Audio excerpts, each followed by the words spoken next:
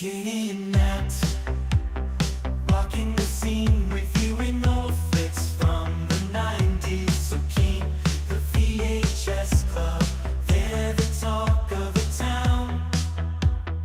Breaking it down, spreading nostalgia all around.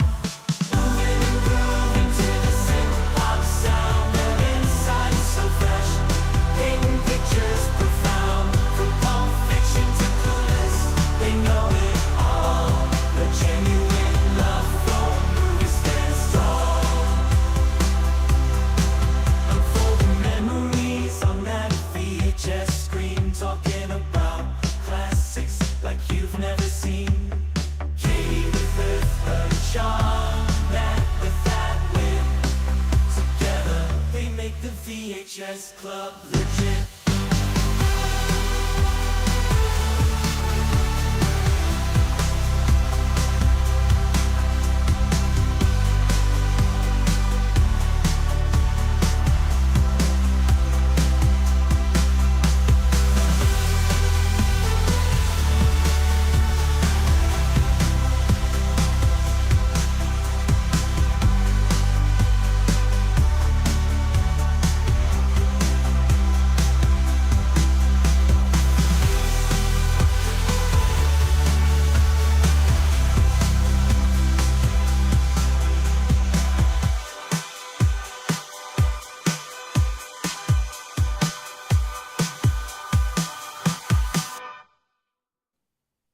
Welcome back to the VHS Club. Happy Thursday if you're Canadian. Happy Thanksgiving if you're American.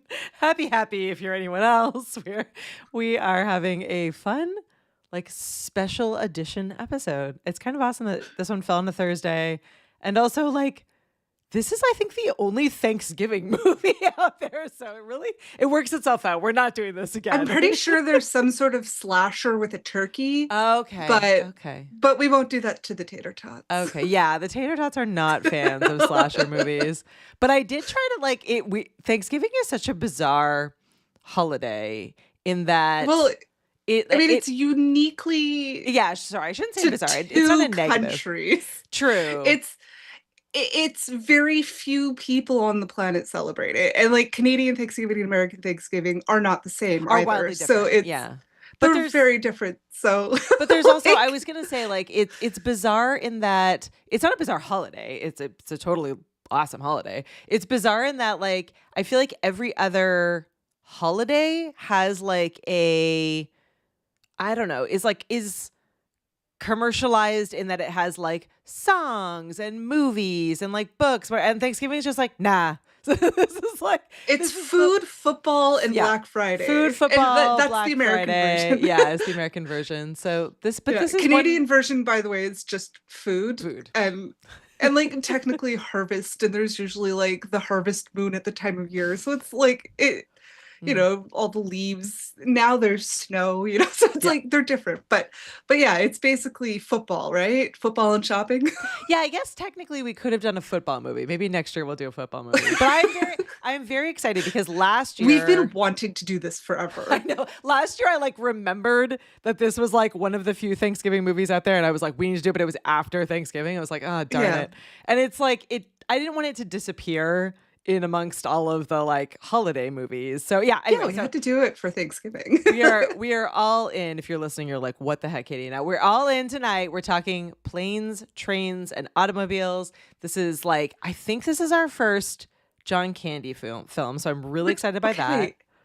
But it's the epitome of American and Canadian Thanksgiving. It really is. Because it's starring iconic American comedian Steve Martin, and iconic Canadian comedian John Candy. It brings it together. This is the North American Thanksgiving movie.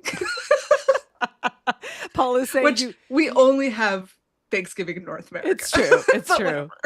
Paul is saying that you eat preparing for the fights at the store, for the fight at stores sales.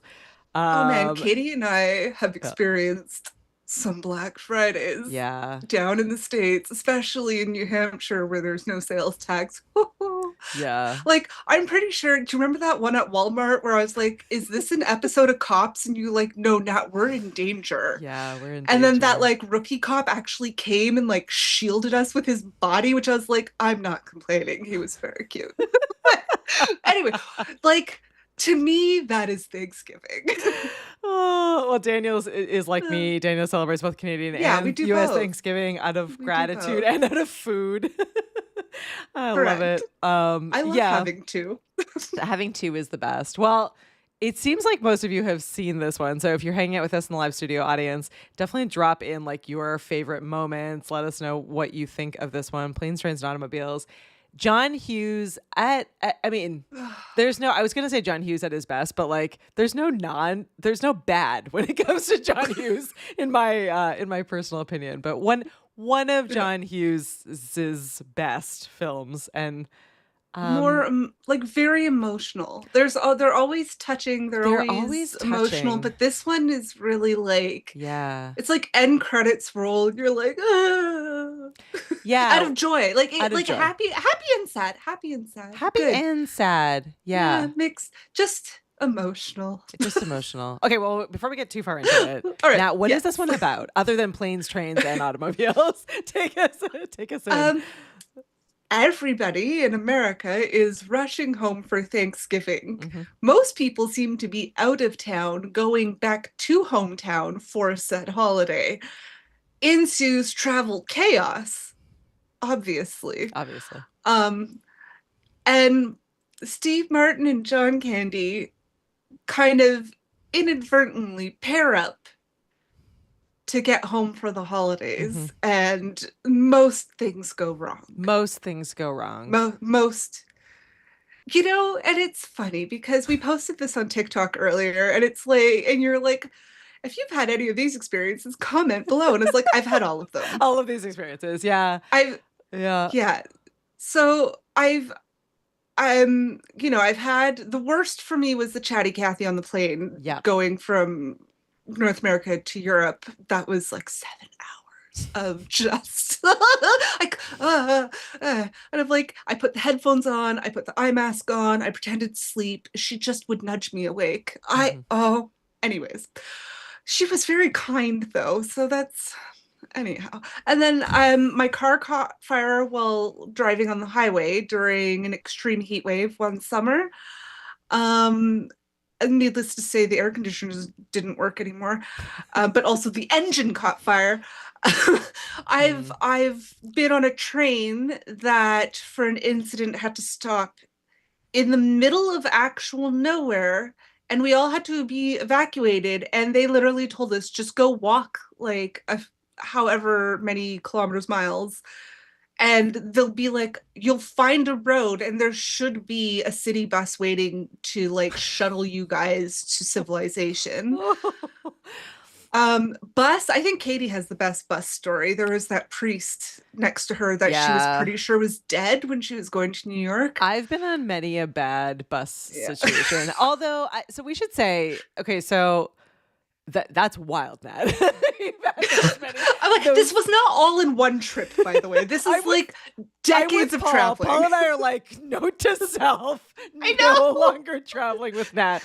To be honest, the last time Katie and I traveled where we had to fly somewhere, we met separately. Yes, yeah. We'll and just we went meet home you there. separately. So it worked out fantastically. Yeah, I can't. That was the Chatty Cathy flight. I can't say I've definitely, like, I fly enough that I've had every conceivable kind of like flight cancellation and rerouting, and I've like had to like run through airports. Food poisoning. I've had like France. every conceivable kind of like flight issue, and I've had Chatty Cathys on planes. I definitely have never had a car fire. I've had cars break down in really horrifying small towns in the middle of the night, kind of I'm sorry, situations. Sorrel. I'm excused, but it was I've never had I've had trains like stop, but I've never been like evacuated off of a train. I definitely mind you, trains in Montreal don't have great ventilation for whatever, for Quebec reasons, but like We stop almost like daily. There's Yeah. a train stop for a medical, so it's kind of like Yeah. the norm, but it usually doesn't get stuck. It doesn't get stuck in like the no evacuated. zone. Yeah. Like, Exactly. in the like where you can't get off and walk because you're in the city. It's like, Yeah. yeah. I think what is like, I think it's interesting. We were chatting about this before we jumped on, and chime in, because this has been a growth journey for me. in that if you remember, one of my favorite movies for the holidays is Christmas Vacation. I stand by that. I Which still I think it's love. love I that do movie. love. And then I found out literally last year that my husband, Margot. who I've known forever, does not like that movie at all, because he feels like the entire experience is like Dad everyone, gets shat on. yeah, everyone like treating the dad like garbage, and nothing goes Dan right and for I, him, and it's like besties. very depressing. This one, you were saying, Nat, that you thought it was like similar. It is a little bit similar, but I feel little like bit. it's less. Except nobody's really mad at Steve Martin. No he one's is mad at Steve Martin, and away it's for work. It's so also he's away from believable. home for work. Like Yeah. it's like happens he was there to for a everyone meeting. kind of situation. Yeah. Like he was out of town pitching a marketing campaign to the boss before the holidays, which that's shit on the boss. Like, why'd you call that meeting, all to end the meeting with, well, we'll decide after the holidays? It's like, well, then why'd you call the meeting and have everybody fly in before, like, to the head office? But I feel like that's shitty like bossing. that line is like, though, like this movie feels like an extreme version of relatable. Like if everyone to some extent has been in the situation where they've been like stuck too long in a place that like they can't really get out of, and then it's gonna domino affect all of their different plans. Yeah. So I feel like his character is believable in that front for sure. Like, so Steve versus John. John is very happy-go-lucky. He just takes everything, as it comes. He's very polite and very kind and very generous, but he's also like, he has certain behaviors that he doesn't realize are completely inappropriate He has no boundaries. Like, it's not even in any kind of setting. They're just not appropriate. It's like, and obviously we find out later, it's because he's been isolated and alone too long. He just hasn't had any. And so that kind of excuses some of his like taking off your shoes on a plane is pretty heinous. Like, that's just something you don't do, and you will get told to put your shoes back on by the staff. But to take your socks off as well is just like, it's a little over the top. And I mean, the smoking, but at the time smoking was much more common, so it does kind of try to paint Steve in a more uptight sort of role. But like, from today's standards, you're like, nah, don't smoke in a hotel room when you're sharing a double bed with somebody that you don't know. Like, don't smoke on the bed. These two characters are very, I feel like I mean, obviously everything is like really exaggerated in this movie, but you have Neil played by Steve Martin, and then you have Dell played by John Candy, and they really are just like calling them Steve and John. Steve and John, but they really are, like, as you said, like polar opposites from each other. So you have like, Steve is very much like he's a bit of a tight ass, right? Like he's a type A personality. Yes and he doesn't no. he is like, he's not, but he's not like, overtly friendly. Though? He's kind of like tired. He's done. He's just done for the day. Like, he doesn't want to talk to anyone. He doesn't want to deal with anything. Whereas I do feel people like should not talk to you on public transit. But that is there's a different reason to. I'm with you 1,000%, but also like, I'm a bit of a. I was gonna say I would define myself like, I'm Team Neil. Like, I am definitely not the person. Like, I am the person who doesn't really want to like get to know people while traveling. Like, I want to like have my headphones on. I want to be working on something, reading a book. I want to be left alone. But but he comes at the entire situation with that energy. Whereas I feel like John Candy's character comes in the situation. He is a traveling salesman, which isn't even a job anymore. But so he's like always on the road. He knows everyone. He's like overtly friendly and also very laid back. Like, I think my favorite like moment that really totally defines him as a character is like, it's about halfway through the movie. Everything has kind of everything has definitely gone wrong so far. And they are now on a bus, and he says, even like before John Candy's character says before they get on the bus that like that Steve Martin's character is not going to like the bus situation, and then you see them like on this bus, and obviously it's like chaos. There's like people everywhere, kids like kind of running around in the bus, screaming. Everything is like very tight and packed. It's not like all that different, honestly, from the plane, but it feels crazy. And then you see John Candy has like his like candies and snacks like in his lap, and I was like, this is me in this moment. Like I feel like I would be Steve Martin right up until about halfway through, in which case then I would just be like honestly, like screw it, and I would be all in for just like, this is just literally as ridiculous as it's gonna get, and I'm all in for like road trip food and like oh and yeah, but I hide it. Yeah. I like it's in my bag and I squirrel some out when people aren't looking. I'm not gonna, unless you're traveling with me or like immediate family, I'm not sharing. I don't want people's sticky fingers in my, you don't know what people do. I know germs. Yeah. Makes me sound like a germaphobe. That's not the case. The one scene where at first I was like, oh, he's a bit of a dick was at the beginning when they're all boarding the flight before they know there's a snowstorm. So they're in New York, and they're flying to Chicago. Yeah. And which is crazy if you're traveling out of New York and going to Chicago. Yeah. In the fall winter season, landing in Chicago is, I don't even know, like, guys, why is there an airport there? One time a plane of mine almost ran out of fuel because we had to circle so long because it was too windy to land. Mm-hmm. And then they're like, oh, we'll have to hope we can refuel midair because like they'll try and send somebody up from another city to refuel. Anyways, like, if you can't land planes there like because of weather on the regular. Anyways, so they're getting on the plane and he's complaining that he doesn't have his first class seat. And I was like, oh, but did you ask? And then she's like, oh, well, you'll just get a refund when you land. I'm like, oh, so wait, he paid for first class seat, and you're just like, we don't care. What do you mean? That he was appropriately to be angry at that point. He was actually appropriate upset. But like it took the whole conversation of her making him out to be a total ass, like for us to find out that, oh no, he's being reasonable because he actually paid for that seat there that she just gave to the guy who doesn't seem to have a first class ticket. She's like, oh, sit anywhere, honey. Kiss. That is, like, wait, what? I will say that like that is a really good point. And again, if you're hanging out with us live, let us know if you are Team Steve or Team John. You can use Neil or Del if you want to. That's also fine. But you are right. Like that's shitty. That's Steve a lot Martin's of money. Character actually, like I know I just said that he's a tight ass, and I think he is a little bit. But he reacts. He holds it together for so long. He reacts as you would, like, as most people would react. Like, he, like, everything does get screwed up for him, and he does, like,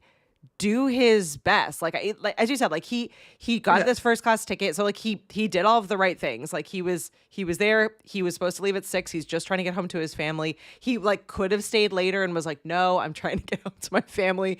And then everything just goes wrong. Like he doesn't get the first class ticket, so then he just goes and sits in first. Like he doesn't cause like a giant scene. He tries to navigate with her. It's clearly not going to work. He's like, frustrated, but not a jerk.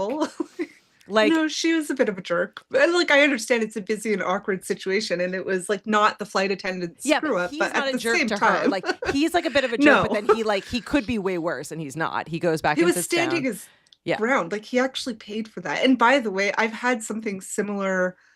I paid for a flight so Canadians will get this right away. I paid for an Air Canada flight to Europe.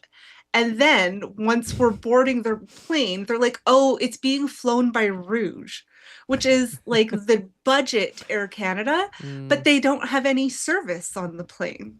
Oh yeah, and I'm like, that's not cool. It's like it's a 6.5, 7-hour flight, like, and but there's where are no the mini food. Bottles of wine? No, there's no wine, there's no beer, there's no food, and it's like I had to ask for water, and I'm like, legally you have to give people water so they don't like dehydrate, because like there's so many health issues with pressurization. That's why they give you water constantly on long flights. It's, oh my god. And you're not allowed to bring snacks on planes anymore, like international travel and stuff. So it's like that, and they're like, oh, well, it's all technically owned by Air Canada. I'm like, but the cost difference is significant, and I didn't get refunded nothing. So I could see how screwed he was in that Yeah. moment. It's all like, again, like he handles things the way that you would expect to handle them. Like Yeah. it goes horribly wrong. He's already I mean, met. he's lucky. Yeah. He's lucky that he found John Candy, Del, He because is Del kind of lucky. saves his butt Although, a lot.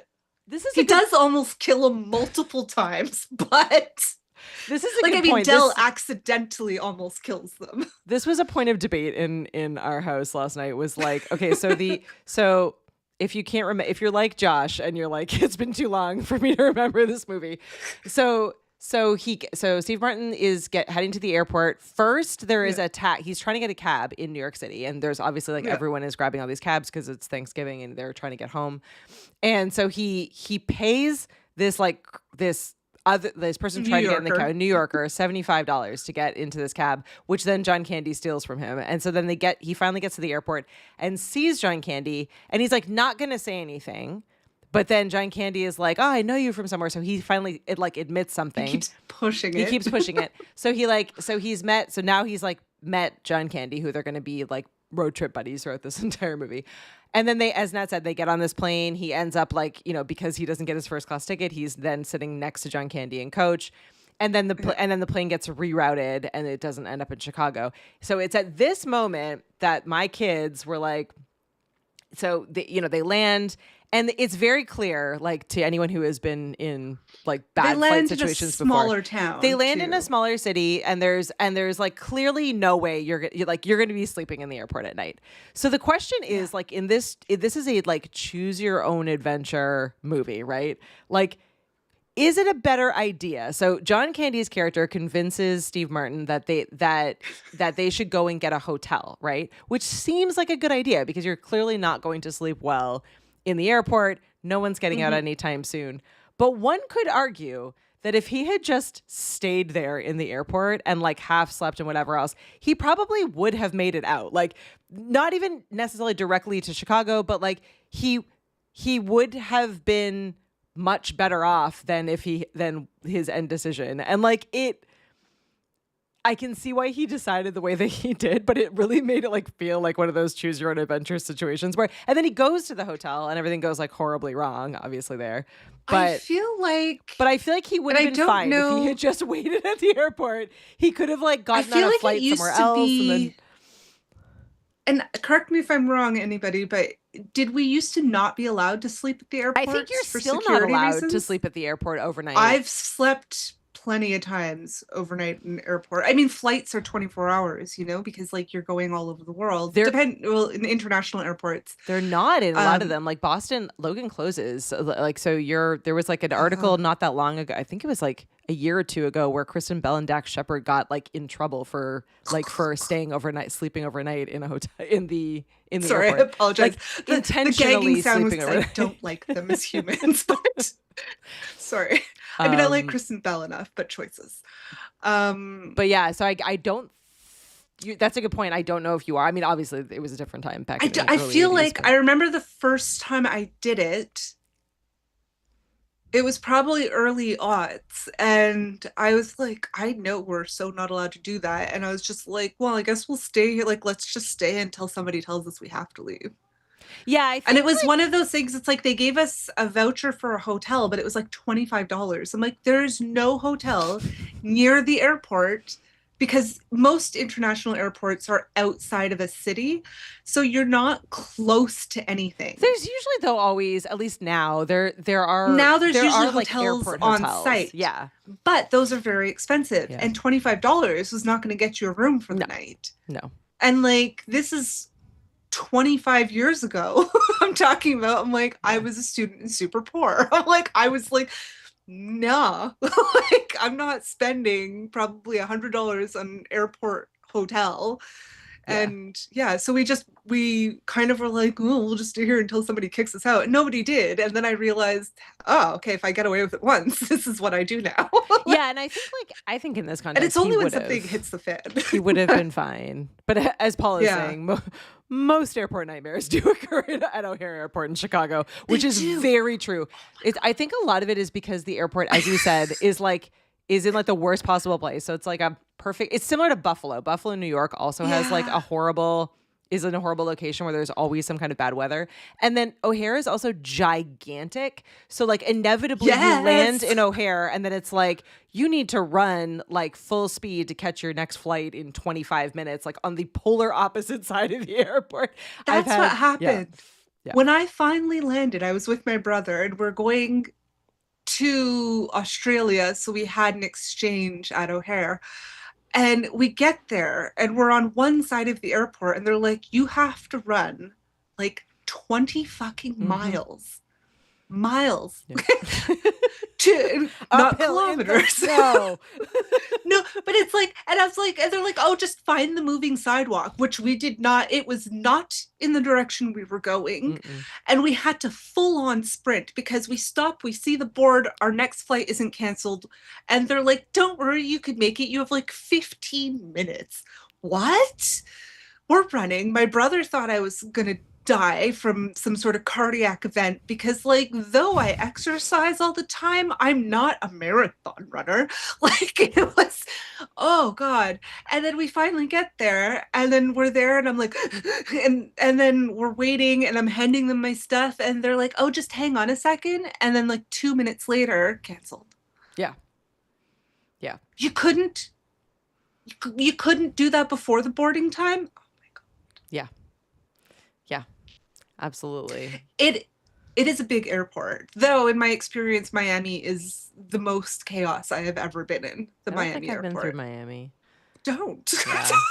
But I definitely in this movie, I definitely had a moment where like I feel like the kids were right, where it's just like I bet you if he had just stayed. I mean, obviously it's not, but like it is interesting because there is that moment. So so they don't stay. They go to this motel, and of course then there's only one room and they get robbed and they have like a weird like cuddle moment that is hilarious. But then there's the next morning they get up and they go out for like breakfast at this like diner and they're getting ready and like they're talking about like getting back to the airport but flights are like back running at that time. Like so they would have been. No, John Dell said that there is an 18-hour delay.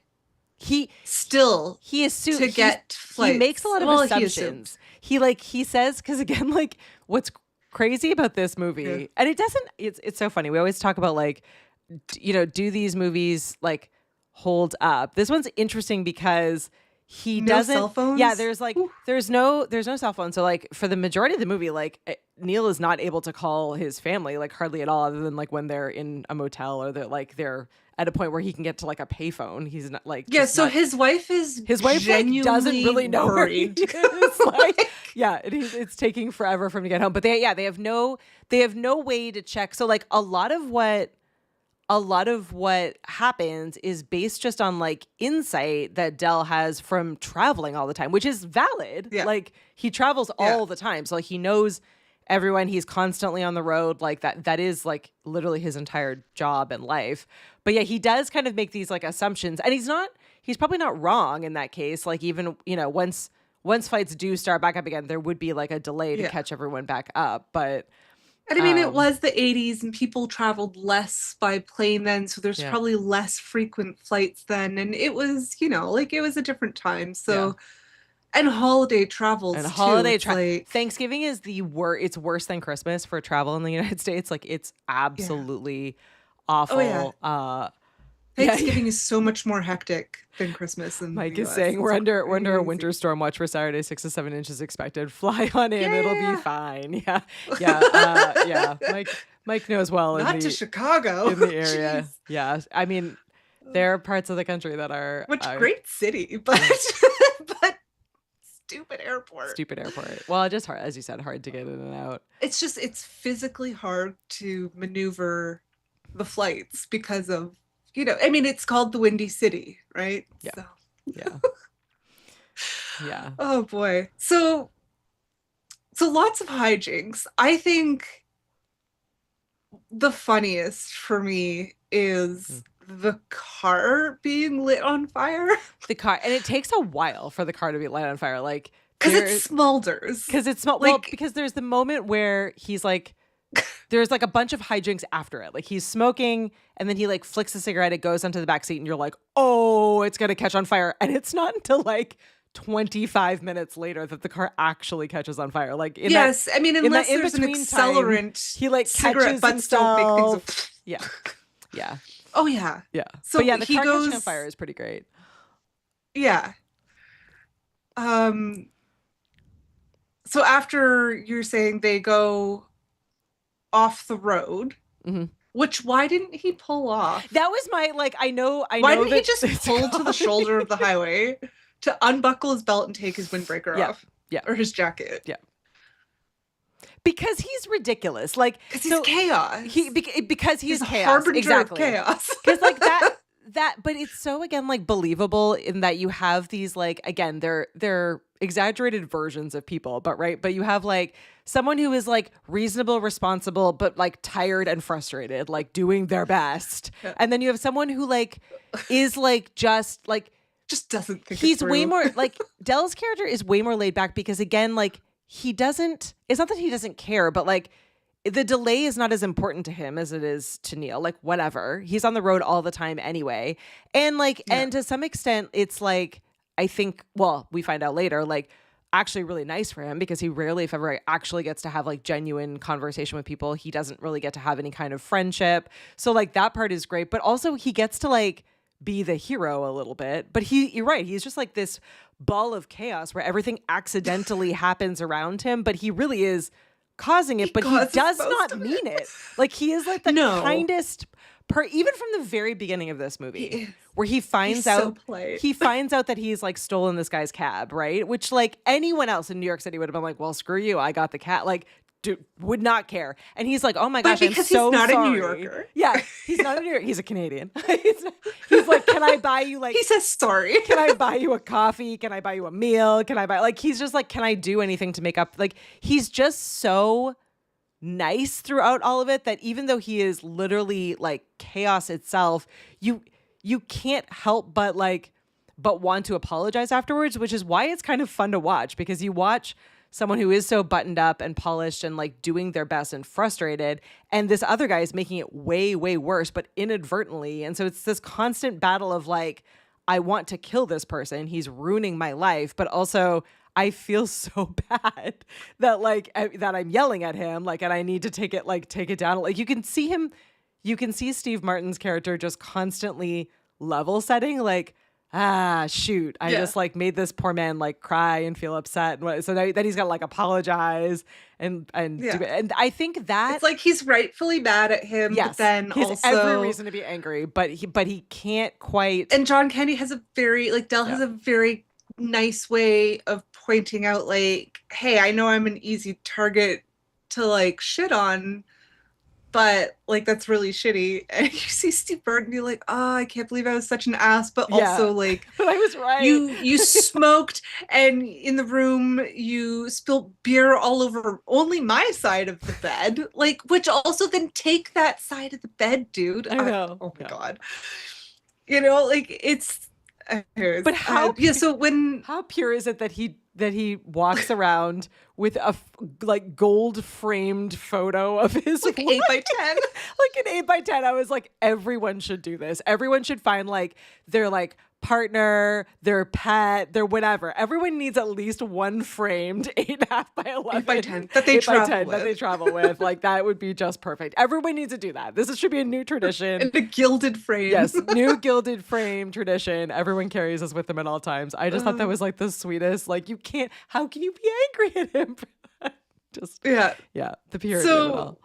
So they end up with the taking off his jacket chaos. They end up off, like he inadvertently gets off on an exit, and narrowly avoids crashing the car, and then drives it like once the incident has been resolved and Neil wakes up because he was sleeping, and he wakes up when the car starts doing 360s, and he's like, "Oh, I just avoided a deer." Like, "Ooh, we're so lucky." Not true, but they get back on the road, but he goes back onto the highway on the same ramp that he exited from, Yeah. which is an exit ramp. So then he's driving on the highway the wrong way. Yeah. Like he's on the wrong side of the highway in the wrong lane going the wrong way. Yeah. Like it's almost dies. They almost hit two long haul trucks, and they managed to survive. They finally get on the right side of the highway by accident, or while this accident is happening, and they pull over because his luggage, because of course Dell travels with like a steamer trunk, not normal luggage, No. and it goes flying all over the highway, and this is one of the moments where Neil's like, this asshole almost killed me twice in the span of 5 minutes. And I feel bad for him, so I'm going to go help him pick up his luggage off the highway. Yep. And they're sitting on the trunk, and Dell starts laughing.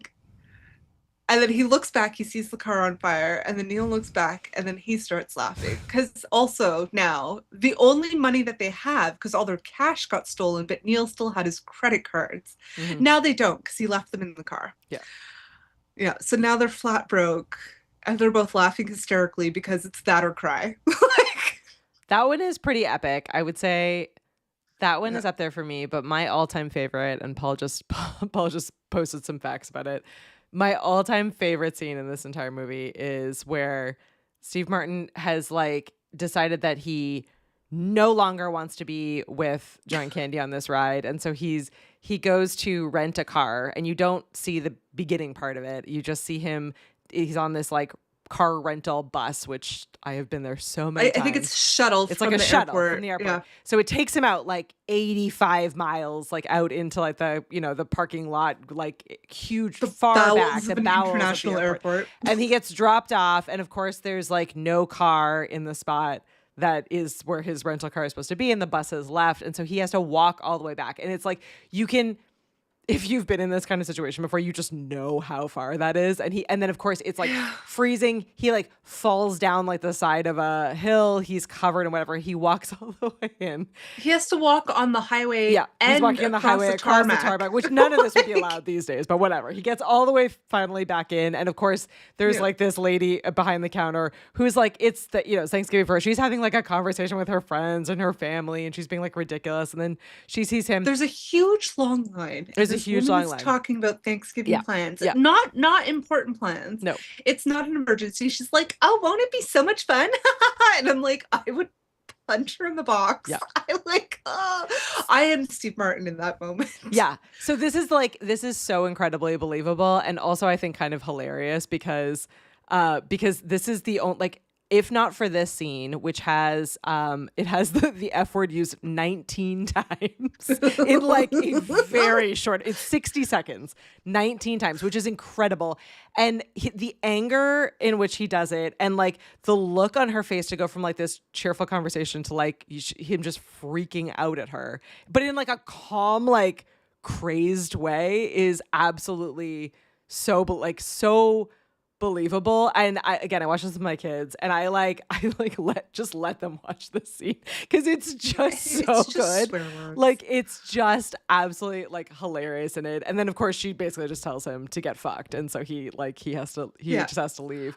But that scene and the one that you just mentioned, I think, are the top two for me in this movie, just because they're so like, if you put them in the time with like, and you put yourself in the mind of these characters, like, it's like the again, last straw, they're on the right? highway. You're like, oh my gosh, like you don't have a cell phone. They can't get call worse. anybody. Yeah, you can't call a tow. No. Like, you're stuck in the winter in the middle of nowhere. Yeah.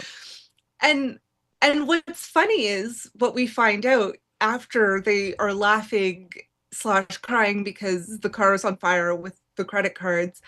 Dell confesses so Neil realizes, how did you rent a car? Because you need a credit card to rent a car. Well, he's and thrilled Dell because the doesn't have car one. rental is not in his name. He's like beside himself with excitement that the car rental is not in his name and that finally this guy is going to like actually get his. Oh, his comeuppance. Yeah, like get his his karma. Yeah. Because that's going to cost fortune because you have to pay the cost of the car because you totaled the car. You totaled the car, yeah. So, but then he realizes why, and it's because by accident, Dell took his credit card instead of his like dinner club card, which used to be like a reward system with certain restaurants. And so instead of his like points card, he took the other guy's credit card. And then so when Neil goes to the spot and the car isn't there, it's because Dell has the car. Yeah. And then and now he has to pay for it. I'm like, this trip cost Neil in the 80s at least 10 grand. Oh, at least. I mean, probably. I mean, I would have gone as high as maybe even 40 or 50 grand, but because there's like, I mean, well, I mean, it's the 80s, I guess. I mean, the car. Well, there's the cost of the car, but the car would have had damage insurance. Yeah. And the car was so torched that there's no way they'd be able to trace what the cause of the fire was. It was hollowed out. True. True. Absolutely true. And there was no accelerant used. No. Nope. None. Oh my gosh. Oh my gosh. Well, we have a special, we're going to take a quick break because we have a really special thing to show everyone. Our friend Mike, who was on for our Groundhog Day episode, if you remember that one, he gave us an entire tour of Woodstock where Groundhog Day was filmed. But there are 2 scenes from this movie that are also filmed in that same town. And so he's going to take us on another mini tour. And I think it'll be a lot of fun. So we're going to jump into that and then we'll be right back. Hello, Katie and Natalie and everyone at the VHS Club. Welcome back to Woodstock. You know, I happened to catch that you're going to be doing Planes, Trains, and Automobiles this Thursday. And you may remember I was on the show back in February and we did a whole walking tour of Woodstock and all the Groundhog Day filming locations. Well, it turns out Woodstock was used for Planes, Trains, and Automobiles too. So why don't I take you around to 2, that's it, just 2 filming locations in Woodstock. And I think we have to start right here. Okay, this happens about 1 hour and 18 minutes into the movie. We see their burned out husk of a vehicle being towed into town, and it's being towed into right here, the old Woodstock Courthouse. In fact, you can even see this is the exact same tree that was in the movie back in 1987. Okay, moving on to the next location. Okay, we are here on Main Street in Woodstock, and this is where the truck pulls up with Dell to pick up Neil.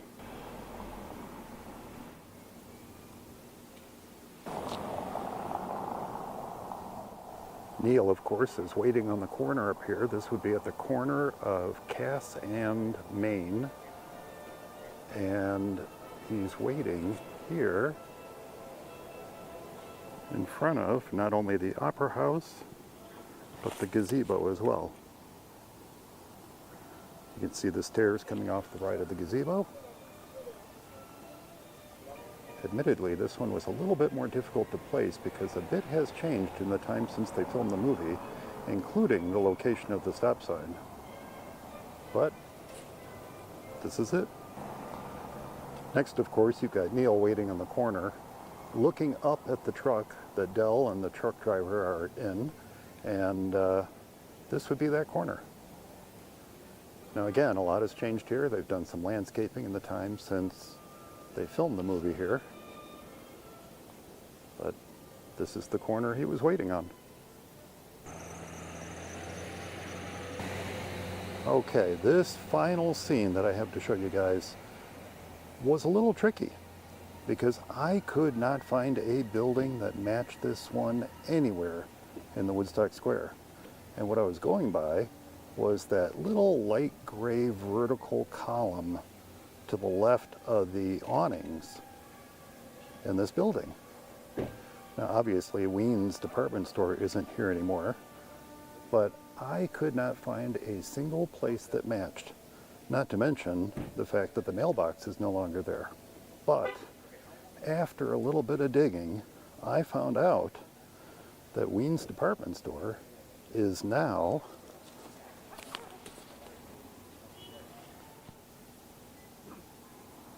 Mary's Mexican Restaurant, which you might also recognize as the Tip Top Cafe from Groundhog Day. And while it took a little digging to find it, I found a photo of Ween's as it existed back in the day, before it became the Tip Top Cafe or Mary's Mexican Grill. Now I'll admit, I really thought this was going to be much more of a cakewalk than it was, but that Ween's department store really threw me. And I'm happy to say that I learned a little bit of Woodstock history. Now, you may notice in the movie, if you look down Main Street when the truck is pulling in, you're gonna see a lot of smokestacks, a lot of chimneys. That's because we used to have there used to be a factory back there called the Die Cast Factory. That opened in 1928, and they tore down the building sometime around the mid-90s or so. But before that, and this is the interesting part, it was the Oliver Typewriter Company. Woodstock was not only known for the Woodstock typewriters, but for the Oliver typewriters as well. So, that's it, my little walking tour of planes, trains, and automobiles from Woodstock. I hope you enjoyed it, and we'll see you next time. Planes, trains, Oh my automobiles, God. and walking. Thanks so much, Thank you so Mike. much, Mike. Oh my gosh, Mike is has become our movie correspondent, like on the ground. It's like our on location, Yeah. like film set correspondent. That is Which- impressive that it's the same building that is the basically the main restaurant in Groundhog Day is also in Planes, Yeah. Trains, and Automobiles. I love it.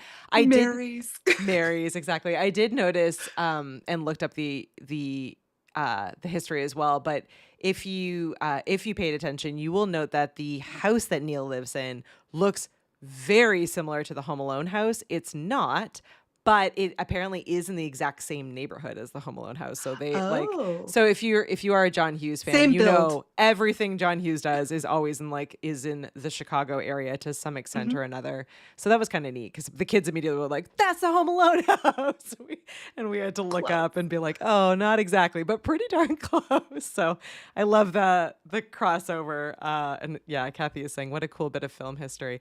Yeah, that was awesome. I'm glad that Mike didn't know all the stuff when we had to make you work for it. I saw in the comments, Paul tells us that John Hughes wrote the script in 3 days. Yeah, based on his own taking me, travel like, 3 experiences. decades to try and finish our book. Yeah. Yeah. 3 days. It's not done, guys. 3 days. I mean, honestly though, Paul is saying, his scripts were an average of 3 to 5 days. I feel like he just was I love that. I mean, iconic, but I feel like a lot of what he was writing from was so not always, I guess, but a lot of it based on personal experience. So you know, I don't know. There's It's a different kind of story. I mean, he wasn't different kind of writing story, yeah. an epic fantasy tale, but with multiple worlds and languages and whatever, so I get it, but at the same time, but that's still very impressive. Very impressive. Well, this just in, if we need Kathy to be a correspondent, she is there if we review George Clooney's football movie. All right, we're going to look it up. We're going to start sending the tater tots out on missions. Yeah. Oh no, I'm in Montreal. Do you know that how much shit is That- filmed here? Get ready. Get your coat. We're going to... I've inadvertently been extras in movies, going to work with, and I love this, that sometimes my office building didn't get at the university, we didn't get the notice that our not our building inside but outside was being used for whatever shoot. So I'm just walking, headphones on, power walking in the morning, and then people are like, cut, and like some PA's running up to me and they're like, hey, can you do that again? It's like, the fuck I can, my boss will fire me. Like, I gotta go. oh God. And then it's like, okay, can you just do it like, 25 more times? They like decided they wanted to keep it. I'm like, oh my God. And I've never actually been in anything. It's just, there's a lot of extra footage and shit. So God. Anyways, if there's ever anything, I know actually wasn't it Ben Affleck? No, it was Ben Affleck. I'm like, not George Clooney. A Ben Affleck football movie was filmed in Montreal. Oh yeah, we'll have to look it up. We'll have to look up the George Clooney one was filmed in North Carolina. Otherwise Kathy wouldn't be able to help us. Yes, Kathy, we will send you. We will look that one up. We will look it up. And I agree with Mike. The Ween's department store was a really cool looking building, so I'm not surprised that they used that in the background. I miss department stores. I feel like that's something that we should bring back. Yeah, it's definitely not what it used to be. And I think we talked about it at Christmas when we did A Christmas Story last year. Yeah. Yeah. It's like at Christmas, it's almost Christmas, Natalie. It's a year ago. How department stores used to be like the affordable place to go because everything was sort of discounted because it was kind of more bulk stock. But now department stores are all like shishi, high end, like super fancy. I'm like, ugh. Yeah. And we don't have coupons and stuff like they do at, what's that place, that magical place that I went to one time with your brother to finish Christmas shopping one Thanksgiving? Kohl's? And your mom just gave us all the coupons off the back of Kohl's. Yeah. And I think I robbed them because I left with cash and the stuff I bought. And they're like, oh, with all of your coupons here, we owe you like $12. I'm like, what? You're paying me to take things from your store? I don't get it, but it was wonderful. Yeah. Still worried that I'll get arrested one day. We don't have those kind of coupons here in Quebec. Yeah, no, they definitely don't exist in Quebec. It was a magical experience. Magical experience for sure. Well, since we're nearing the end of the episode, some fun facts about this one. So Paul was sharing earlier that this only took John Hughes 3 days to write, but the original cut was 4 hours long. And I have so many questions as to like what is in those other hours, but I guess like that footage is lost, so we just don't know. But if we look at the actors in it, Steve Martin and John Candy. Yeah, and a lot of how John many Candy's, outtakes? Yeah, I'm sure. How improvised much ad lib? Yeah. I'm like, and especially John Candy, he was like famous for his ad lib, and like when we had Zuzu and Kyle on the other week. Like when you have somebody just giving you genius lines, like when they're like, can we just take it there? And it's like, yeah, go for it. And it's like, how do you say cut? Yeah, you don't say cut to either of them. Absolutely. Gosh, that would have been an amazing set to be on. One of those improvised lines was John Candy's like now iconic "I like me, my wife likes me," like his like monologue, which is just so heartbreaking, and that is now the name of the newer documentary that just came out about him. So I was just like, oh, like how sweet that the line was from this movie to name that documentary, and also like that it was this like ad-libbed line that he added in, because I do think like what makes John Hughes so special and what makes this movie really special, and probably in many cases, I'm going to just say better than Christmas Vacation, is that like he is such a heartfelt character, and like the more you get to know him, the more like you even though everything is going wrong and it's horrible, like you like Steve Martin, you just can't help but apologize and stay with him because he is so well-intentioned. Like he just really like he is so likable, even though, as you said, he's got no boundaries. He does crazy things. He is chaos incarnate, but he doesn't realize he's doing it, and none of it's malicious. Yeah, exactly. He's so clueless, and at first you're like, is he so self-centered that he doesn't realize? But he's just so naive. He's just so naive.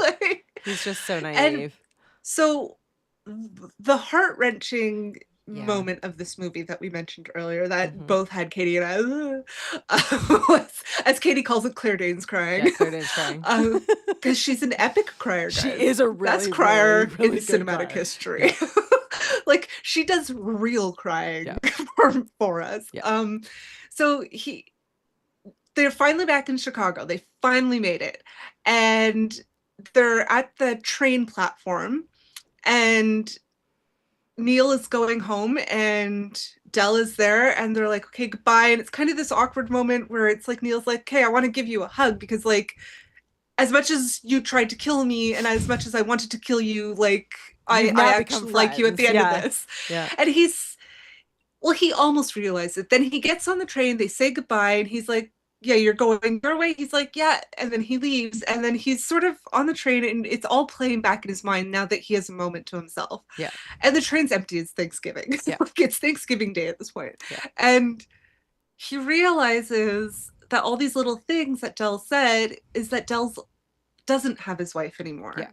That's why he travels with a picture of her. That's why he's always traveling. That's why, I've been on the road. He says he for hasn't years. been home. Yeah, he hasn't been home in years. And then he kind of takes that, walks It's like, that back. it feels but, like yeah. it. Yeah. And he realizes, like, this guy really just helped me get home for me. That's it. Yeah. So he gets off the train, turns around, gets back on the train going, which on a holiday, the trains aren't running that frequently, but thank you for cinematic license. And he gets out. At this point, he's lost his luggage. Not important detail. I know. I We was let like, it go. his luggage is just like gone. Yeah. Like, don't leave your bag on a train in Chicago. Like, on any big major city transport. But anyways, and he's like, come. And he's like basically figured it out. And he's like, come home with me. And then they get there, and the kids are all at the door, and his parents and his in-laws. And he's so excited. And you see his wife is like standing on the stairs because she's like half rushes downstairs. And you could see she was terrified the whole time because she had no idea where he was or how he was doing. Because again, the 80s, no form of easy communication. Like, he could have written a letter that she would have got next week. Seriously. Like, yeah. It would have been easier to write a letter. Yeah. and then when finally, like, after Neil introduces Dell to everybody and, is basically welcomes him into his family, and he sees his wife and he's like, oh my God, I'm so happy to be home. You're home. Mm-hmm. And you could see Dell notice. Yeah. And then you cry. Yeah.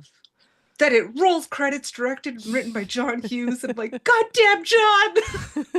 Bawling my eyes out. I know. Ugh. It's so Because like he's just so happy. he's just so happy, and it like it's just, I mean, again, for something that was written in only 3 days, it is brilliantly written because you do have that like throughout the movie, he's, as you said, he's like carrying this giant trunk, and like there is a point where like halfway through you're like, what the hell with the trunk? But the trunk really is a metaphor. He's carrying this like huge weight, this baggage with him throughout this entire experience. Like it's both like obvious in that he like doesn't live anywhere. He's carrying his whole house with him, but it's also like all of the like emotional baggage over like losing his wife and not really having like a community or family or friends anymore. Like he is super, super isolated, and it's like in the middle of a movie that's literally just kind of meant to be silly and fun and like holiday chaos. It's really poignant and really, really well done, which I think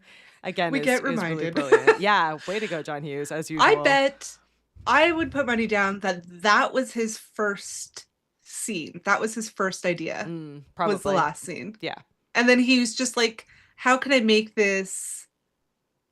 get this like very big emotion across in the most palatable way? Because that's what he did. He always brings us through these emotional journeys and growths in a way that is just so completely relatable and obvious, and it's not always something that you think other people feel or see.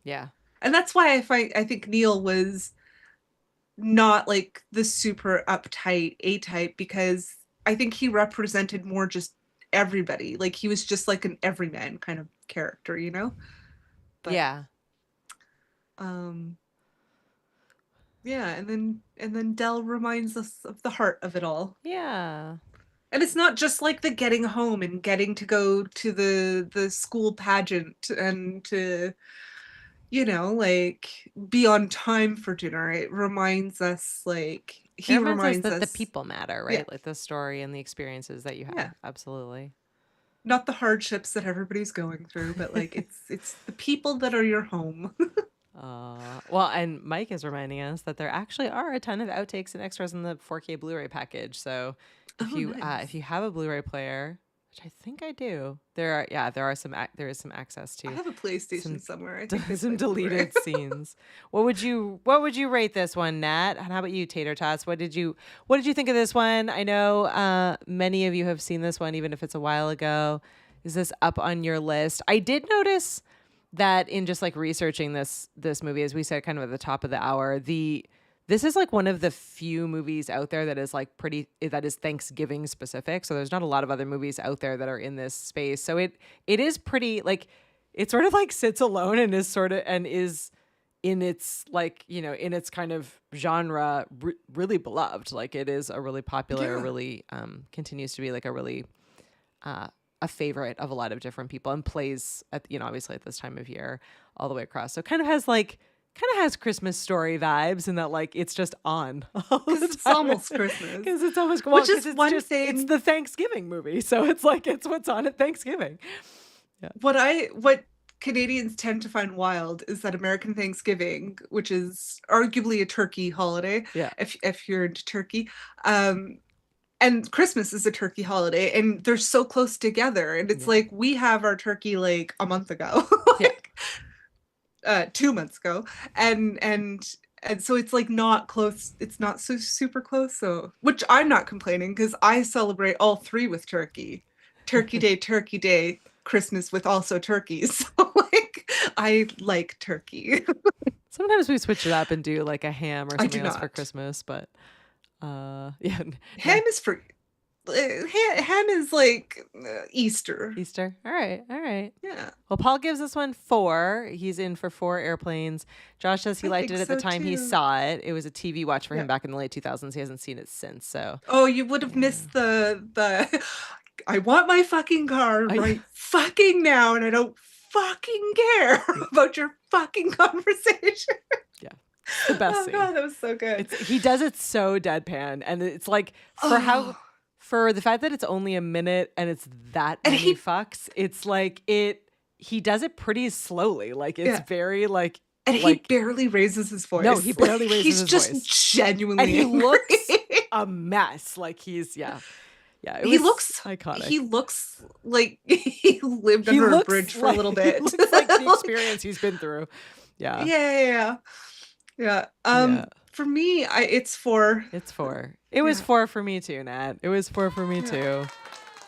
A little PTSD in there from like Yeah. mind travels, clearly. I think we all have a little bit of PTSD in this one. There's all of those moments. The one thing we didn't say at the scene that was also there's so many great scenes in this movie, but the one that I also really enjoy is right after that. So they're like apart, right? So Steve Martin and John Candy are not in the same Yeah. spot. He tries to rent the car, it goes horribly wrong, and then he tries to like just rent a taxi to go from the airport to drive to Chicago, which goes horribly wrong, and he's like in this terrible mood. But then he gets like knocked into the road and like almost gets run down by John Candy. It is just so, I don't know, I love that, like the ridiculousness of that scene is just absolutely perfect. And then John Candy like is so defensive of him. He's like give this man a minute to get back up. He just fell Like, into the road. Yeah, he did just get beat up after walking like 5 miles. Kathy gives it a 4 as well. Well, thank you everyone for hanging out with us on Thanksgiving night. We hope you've had an absolutely fantastic Thanksgiving or Thursday for our Canadian friends. And this is it. We're saying goodbye to the month of November and into December, but we're kicking it off. Yeah, our first December episode is also Josh's birthday. So we're celebrating with Josh on his birthday, and we're going to watch Toy Story, which I have not seen in forever, and is celebrating a Not since it's major come out. anniversary. It's its 30th anniversary this year. So Jeez, I really, haven't seen it I know. in 30 Wild. years. Nat has not seen it in 30 years. So okay, get ready. We're going to see what Nat thinks of it 30 years later. I saw the one with Keanu Reeves. Yes. With you guys on July 4th Yes. one time with the Mhm. kids. Yeah. That was a good one. So I've seen like I've seen them I've as seen the they've newer come out. ones, but yeah, we're gonna dive back into the world of toys next week, and yes, we're all gonna go and sleep off the turkey, and hopefully everyone has an amazing weekend and can join us again next week for all of the toys and to celebrate Josh for his birthday, which I think will be a really fun experience. So thanks to Josh for joining us on his birthday. That's awesome. And if you haven't yet, before we close, we're going to pop our QR code up on the screen. If you're listening to us, you can swing over to the vhsclubpod.com/email. We are still working on scheduling our next watch party. So definitely make sure that you're on the email list so you get the link to our watch party, and let us know if there's any movies that are like, we need to watch this together. That's the fun of the watch party. So definitely keep us posted. Thank you. Happy Thanksgiving to all of you as well. Thanks so much for taking the time to join us. I'm always amazed that you guys are Have a wonderful here hanging holiday. out. Yeah, have a wonderful holiday. And here we are in the holiday season again. It's crazy how fast time flies. Well, thanks. And we'll see you all next time. Bye, everyone. Bye. Katie and Matt, rocking the scene